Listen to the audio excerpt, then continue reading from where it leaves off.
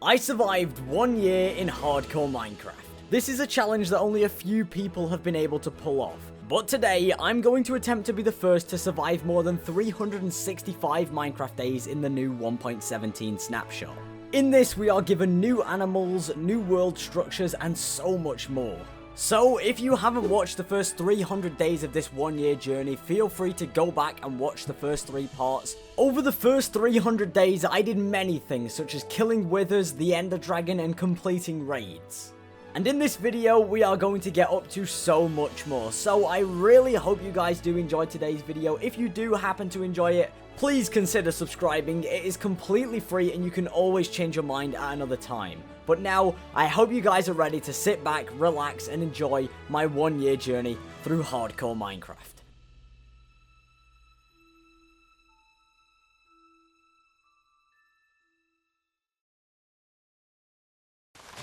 So, day 300. I was back after a long break from this great world, and it was time for me to get out of that cave that I have been living in for the last 300 days and move to the surface to start exploring some of the super cool new stuff from the newest update of the snapshot.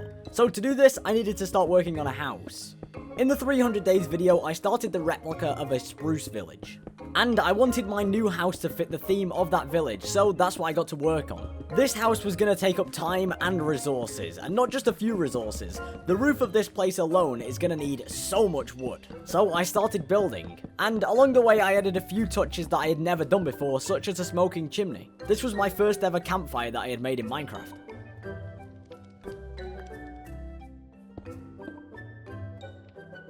And by day 304, it was done. The structure of the house was complete, but it still needed some windows, so I set off on a quick trip to the beach to grab some sand. Whilst I was there, I spotted this glow squid, which is one of the new animals in the update. It definitely looks better than the regular squid, so I'll thank Dream for pushing this one up in the votes. And as I left the beach to head back and cook up my sand, I saw another addition to the snapshot. A goat. This thing looks super cool, and I really want to get these things trapped in so I can start breeding them. So the next day, I cooked up my sand, grabbed some wheat, and then headed back over to the mountain. I wanted to lure over these really cool looking animals to my village. It took quite some time since they are not the fastest, but in the end, I had 2 of them trapped. And that meant I was able to breed them. Look how cute the baby goat is. The next day, I wanted to add to the spruce vibe, and what's a spruce village without some giant tiger trees? So I had to start planting them around this place. Whilst I waited for them to grow, I added a few things to the house to make it look cooler, and then decided to breed my goats again. I love these things, they're actually so cool. But yeah, then the trees had grown and this place was actually starting to look a little bit more developed. On day 307, I just did some more maintenance, and then the next day I was able to get a chicken over to the village. I could only find one, but eventually he will poop out an egg and give me what I need. And then after that, I may have committed arson when attempting to destroy the village. This was intentional, and it quickly got out of hand by setting the forest on fire, but I want to start creating my own community above the ground, and where this village is where I want to do it.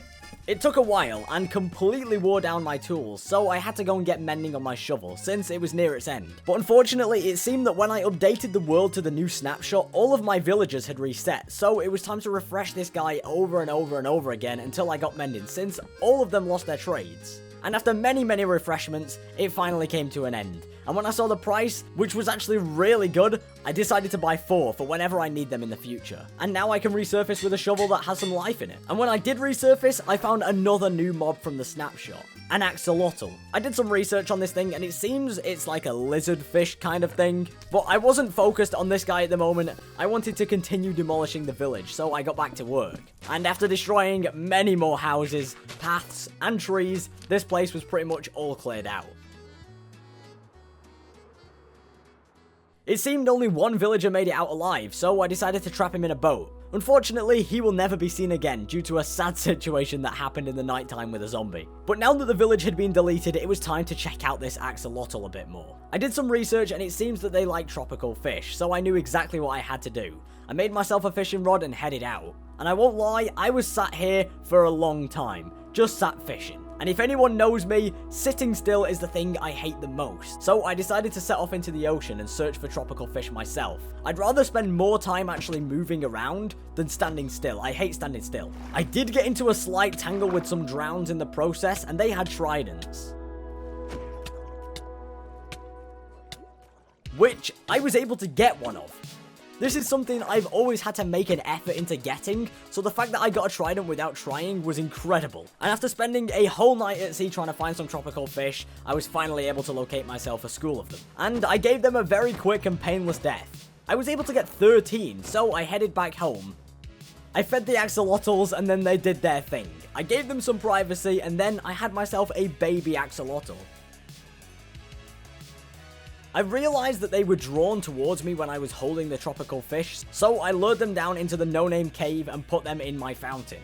They move so slow on the land, but these things are much faster in water. Oh, and with my trident, I was able to use one of my spare mending books to repair it, since, well, this thing was damaged. So I applied the enchant, grabbed some sugarcane, made some paper, and traded for emeralds and got a bunch of XP to repair this thing all the way back to full durability. And I was right from earlier on. On day 319, my chicken had laid an egg, and I was able to get a baby in there. Soon enough, I will be able to breed them. And again, I bred my goats. I cannot get enough of these things. They look so cool. And then today, I didn't sleep at the earliest opportunity like usual. I stayed awake into the darkness to try and find some creepers and kill them for gunpowder since I had basically run out of fireworks. But that quickly went wrong, so I just slept into day 320. And that was the day I made some fencing around my area, so that eventually I can set the goats free, and I can just have them living in my area. And then the next day, I prepared for a new build. I wanted to make a town hall to move my enchanting setup up top. But for that, I needed a bunch of cobblestone, so I upgraded my beacon to its full size with all of my spare emerald blocks so that I could get myself haste 2, which would allow me to basically instantly break cobblestone, and then I could get a bunch of it. So I did just that. I mined for a while and my pickaxe took a beating, but in the end, I had so much cobble, I was able to take it up to the surface to cook it up. For this, I made an automatic cooker. Since I had so much, it would take so long with regular furnaces, so this was probably going to be the fastest way. And whilst all that was cooking, I decided to move some of my loot from in the no-name cave all the way up. As I was doing this, a load more axolotls showed up for some reason. This elevator seems to be like a spawning point, but we can deal with those later. And when I got back, I was able to cut some of my stone with the stone cutter into the blocks that I needed. And as I waited for the rest of the stone to cook up, I had a look through some of my advancements.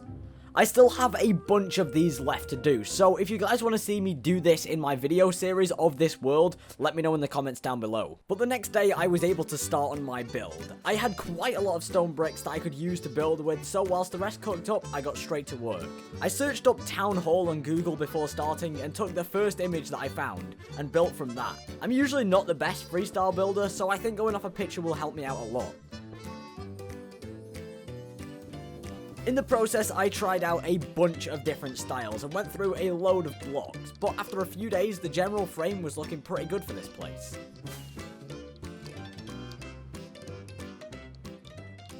So I had to put up some walls, add in some windows, slide on a roof, and of course I can't forget adding some grass to the garden. And then by day 330, the build was completed, with the enchantment table inside. I really like how this turned out in the end.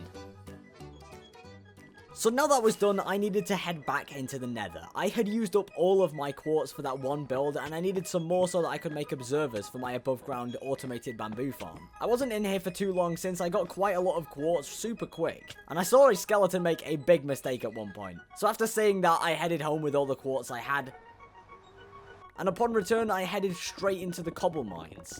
I needed cobble and redstone for the observers and pistons, so I went mining for a long time. And I barely found any redstone. I got some, but nowhere near enough.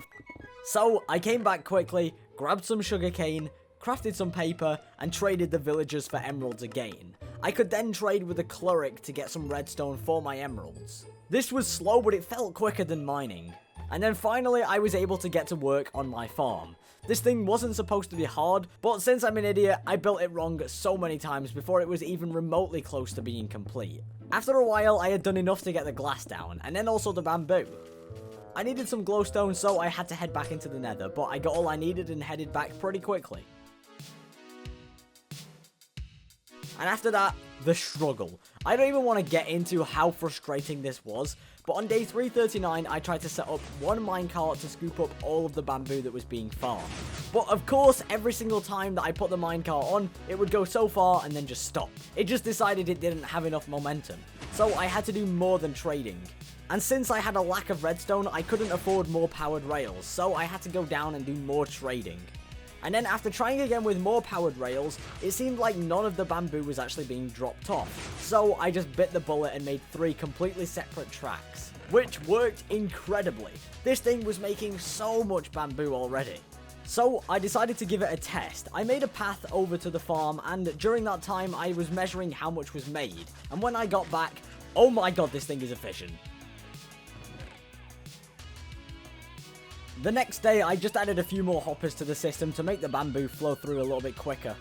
And then on day 343, it was time to do something that I have been waiting to do since day 100, and that is to make a raid farm.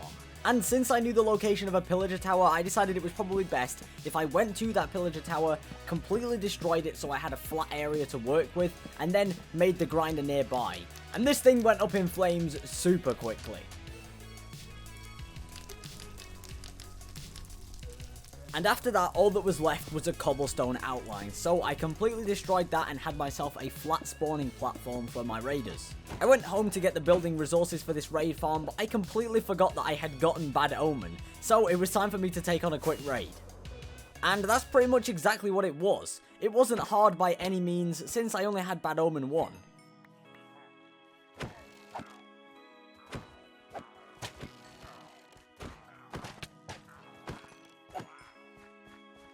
And I was even able to sleep in the middle of it. That shows how easy this thing was. On the 3rd wave, I couldn't locate the final raider, but in the end, I found him hidden within a tree. So I was able to move on to the next raid.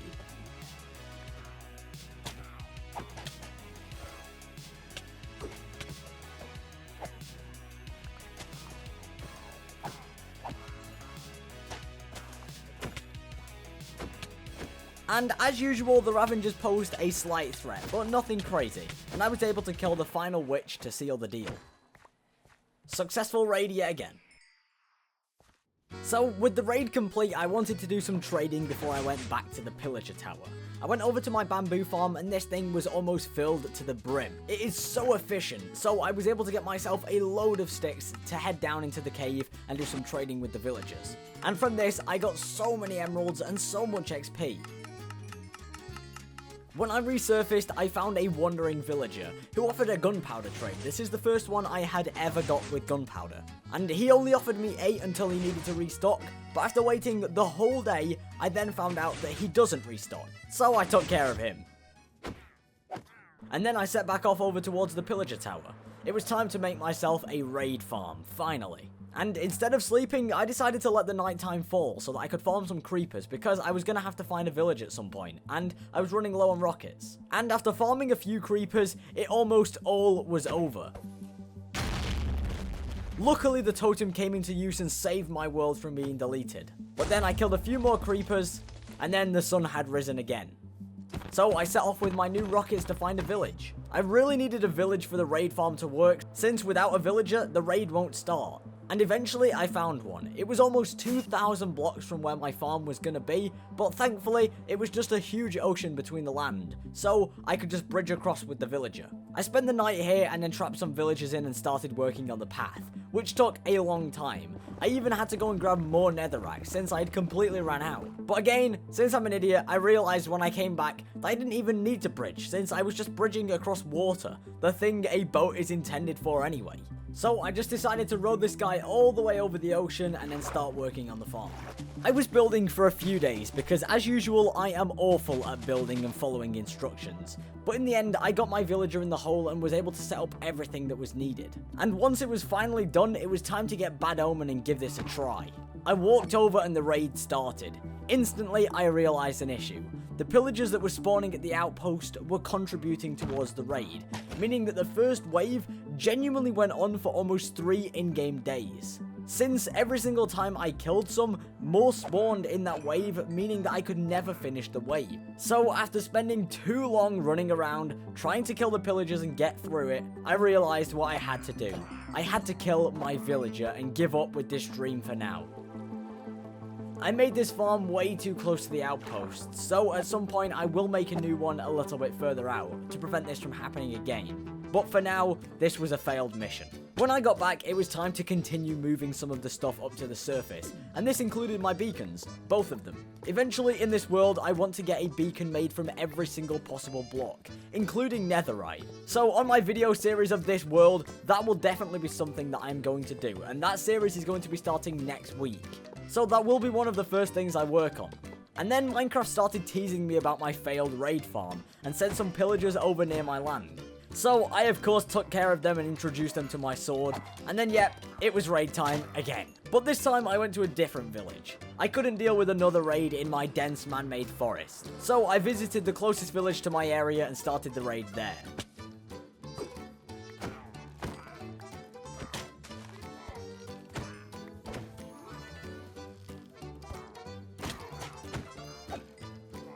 This one seemed a lot more challenging.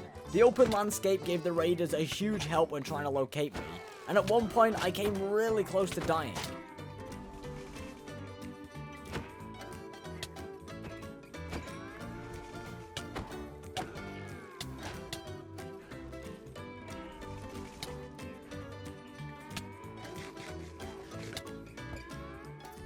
So I just decided to move on and accept defeat at this place. I couldn't deal with any more close calls. So the next day I got back to work. I only had a few days left and I wanted to get a farm building made. And this was going to need wood. So I went to the closest forest and started chopping. And it happened again. Minecraft 100% know what they're doing. They sent another group of pillagers at me in the forest, resulting in me again getting bad omen. I can't escape it. I wasn't too fussed about killing them, so I just started it at my village and then left so I could get back to building my farm.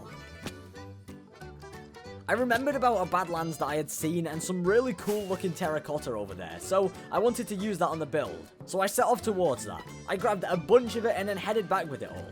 I had more than enough. This build was super simplistic, but I think it turned out amazing, especially for my standards.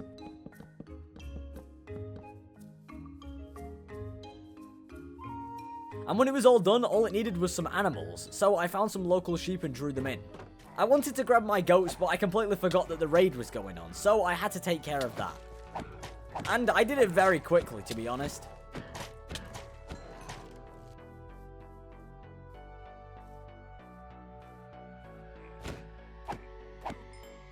So then I was able to grab my goats and bring them over. I'm still absolutely in love with these goats, they look so cool. But I also forgot that these things can jump like 6 blocks in the air. So I had to improvise a better fencing situation after one of them just leaped over the fence. And then I spent the rest of today doing some spying on them to make sure they couldn't just escape my new method. And then it was the night of day 364. My last full day was coming to an end. And there it was, day 365. I had officially survived 1 year in hardcore Minecraft in the 1.17 snapshot, but it was not yet over. I had one more challenge that I wanted to do, and that was to go to the end and respawn the Ender Dragon and kill it one final time in this trilogy. So I got prepared with the end crystals, headed over to the portal, located it, and dived in.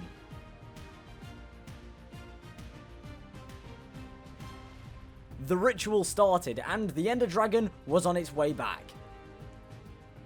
He came in with a bang, and the fight was on. I started taking out the towers straight away, and for some of them I even flew up into the sky.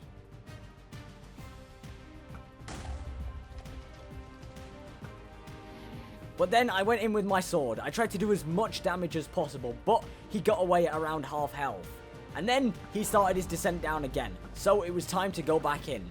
This time, I had a little bit of an issue. Another Totem of Undying was used. I healed up, switched out my Elytra for my chest plate, got another totem ready, and went straight back in. This was it, now or never. And I did it! I had officially defeated the Ender Dragon twice in this world.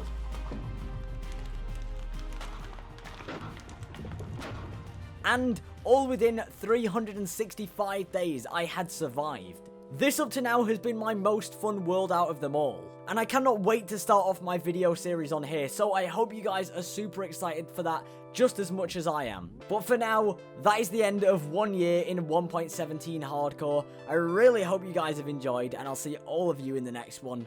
Peace.